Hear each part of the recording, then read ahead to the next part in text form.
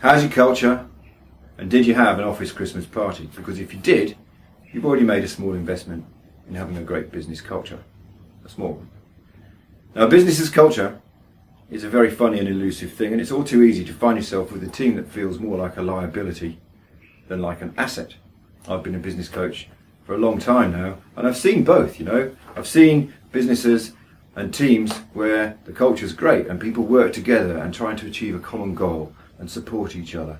And I've seen teams where there's a lot of friction and conflict, and where for the owner in particular, it just feels like the team aren't there to help him at all, or her.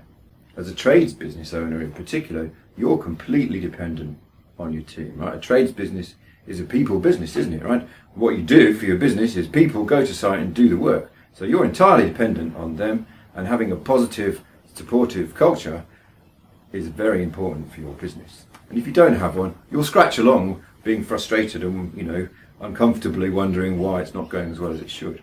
So how do some businesses have a good culture and some businesses don't? I'll give you a clue. Just a Christmas party is not enough, okay? It starts with you, of course, like many things. You're the leader, you need to lead the way. And it starts with your values. Okay, you'll have a good chance of having a good culture if you're working with people who share your values in business, right? Who feel the same way about what's important in a business as you do. It's not the only thing, but it is very important. So you need to take the lead, right? You're the leader. You need to take the lead. You need to decide what the business's values are, what your values are for your business, and you need to share that with your team. It's one of the first things we do in our Tradie Toolbox coaching program. We work out what your values are and we document them, and we make sure that everything you do and we do stays consistent with those values throughout our program and throughout your business in the future. Okay? It's very difficult as a person and as a person in business to act contrary to your values, right? To not be consistent with your values. It makes you feel very uncomfortable inside.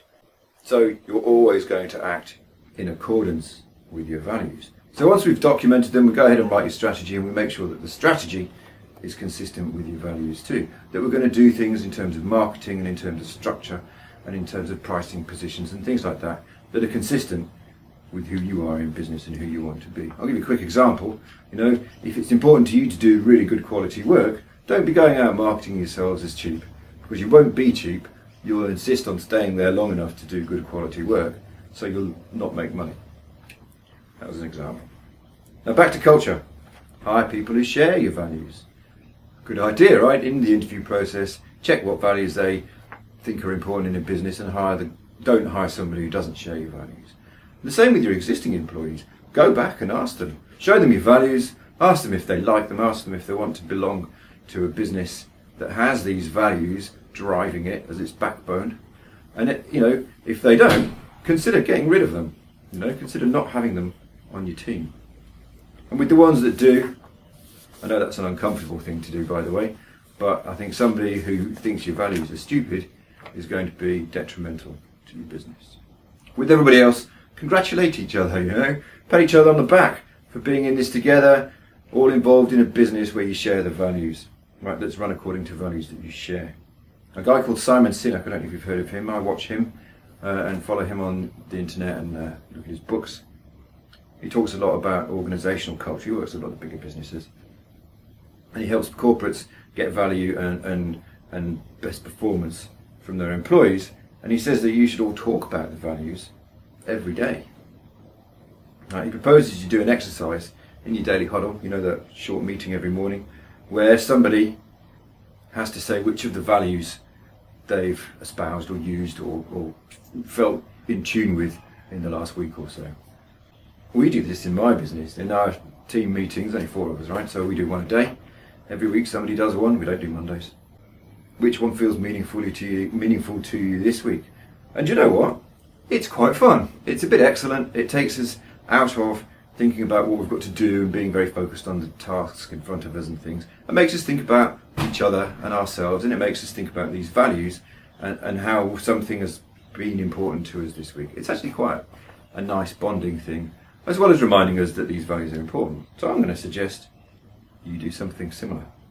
It's a fairly small thing. It makes a difference. It makes us closer as a team. It reminds us that we're on the same side, that we like each other, that kind of thing. So try it. I dare you. Okay? And if you want some help with your culture, right, and if you want to listen to more of my videos on culture, keep tuning into this. You can subscribe to get these sent to you. And if you want me to help you with your business, with your culture, among other things, book yourself a 10-minute chat. That's the gateway into business coaching, isn't it, with me? It's free, it's easy, so feel free to book yourself into that. And if you can't manage that, or you're not ready for that, consider the next Tools Down workshop, which is a 2-day workshop, where I'll explain the whole framework of the Tradies Toolbox coaching program. See you later.